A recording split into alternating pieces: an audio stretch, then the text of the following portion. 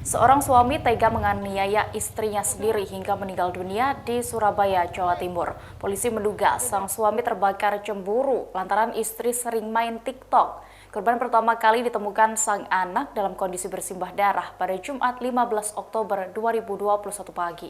Korban diketahui bernama Jasmi, 46 tahun, warga Ponorogo yang tinggal di rumah semi permanen di Wisma Tirto Agung Asri, Kelurahan Gunung Anyar. Sementara pelaku berinisial IA, 48 tahun, warga Lamongan, Jawa Timur. Septia, anak korban menduga ibunya dibunuh oleh ayah tirinya lantaran cemburu sebab sang ibu kerap mengunggah video di aplikasi TikTok. Dikutip dari suryamalang.com, hal itu dikatakan Septia karena ayah tirinya kerap mengingatkan korban agar tidak bermain TikTok terus-menerus. Masih dari keterangan anak korban, sehari-hari Jasmi tinggal bersama suami dan anaknya Septia Pratama. Ada perkara apa sih mas sama Hah? Cemburu. Tapi mas sudah diceritai sebelumnya sama ibunya? Belum ya? Cemburunya konten video TikTok. Mas, ibu ini menikah sama ayah tiri itu berapa tahun? 10 tahun. Berapa? 10. 10 tahun. Belum punya anak dari mereka ya?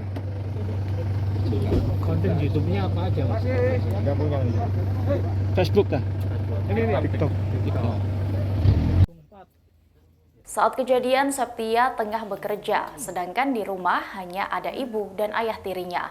Ia juga mengungkap bahwa sebelum kejadian, sang ibu sempat menelepon sambil menangis dan mengatakan tidak kuat lagi. Mendapat telepon seperti itu, Septia lantas beranjak dan segera pulang dari tempat kerja. Tak disangka, ia malah dikejutkan saat menemukan ibunya sudah dalam kondisi lemah dan bersimbah darah.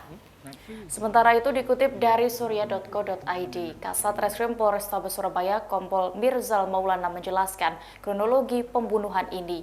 Dari pengakuan pelaku yang ditangkap di Nganjuk, IA nekat melakukan aksi itu lantaran kesal istrinya tidak menggubris nasihatnya setelah beberapa kali dinasihati. Pelaku dan korban juga sudah kerap terlibat cekcok 2 bulan terakhir hingga emosi IA pun sudah tak terbendung lagi. IA menganiaya Jasmi dengan selonjoran besi hingga meninggal dunia, lalu meninggalkan korban dan menguncinya dari luar. Ia kemudian kabur mengarah ke wilayah Nganjuk, Jawa Timur sebelum akhirnya tertangkap. Ini sekitar jalan Gunung Anyar ya. Kami dapat informasi dari masyarakat bahwa ada korban meninggal dunia. Setelah kita melakukan olah TKP, kebetulan di sini kita juga bertemu dengan putra dari si ibu ini, Ibu Yasmin, korban Ibu Yasmin, diduga ada penganiayaan sehingga menyebabkan yang bersangkutan meninggal.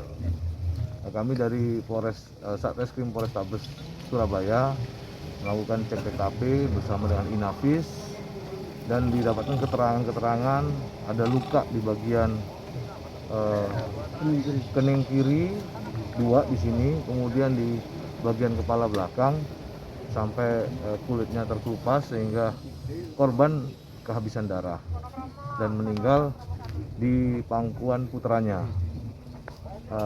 Dapat diinformasikan bahwa ibu ini menikah sudah 3 kali. Kemudian dari informasi yang kami dapat, sempat sebelum meninggal ibu sudah komunikasi dengan putranya bahwa ada penganiayaan dari yang diduga IA ya. Nah, kemudian kita cek pada saat putranya datang kondisi pintu rumah sudah terkunci. Tapi sebelum meninggal sempat komunikasi dengan putranya minta tolong karena sudah nggak kuat, karena mungkin kondisinya sudah kehabisan darah. Untuk Pelaku sudah kami dapat informasi untuk pelakunya, sedang kami kejar dengan Jatan Ras maupun dari Polsek. Kita bergabung untuk mengejar pelakunya. hubungan antara korban dengan pelaku? Diduga sementara suami istri. Dan untuk dugaannya korban ini mengalami luka karena benda apa nih? Ada menggunakan besi ya, besi yang dipukulkan di kepala. Alasan memukul korban ini apa dan Ya, motifnya jadi dan?